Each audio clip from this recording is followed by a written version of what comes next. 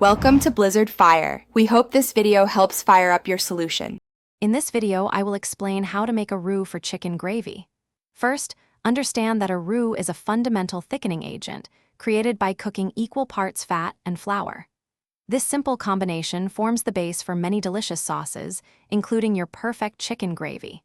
It's crucial for achieving that smooth, rich texture and deep flavor you desire. Let's get started with the ingredients. To begin, you'll need your chosen fat and all-purpose flour. For chicken gravy, rendered chicken fat offers the best flavor, but butter works wonderfully too. Start by melting 2 tablespoons of your fat in a saucepan over medium heat. Once melted, gradually whisk in 2 tablespoons of flour.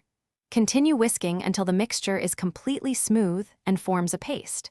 This ensures no lumps in your final gravy. The cooking time of your roux dictates its color and flavor. For a light, white roux, cook for just 2 to 3 minutes, stirring constantly. This is ideal for lighter gravies.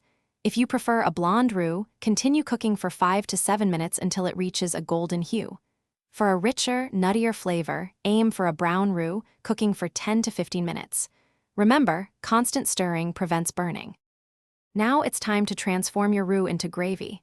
Slowly whisk in 2 cups of warm chicken stock, a little at a time, to prevent lumps. Continue whisking until all the stock is incorporated.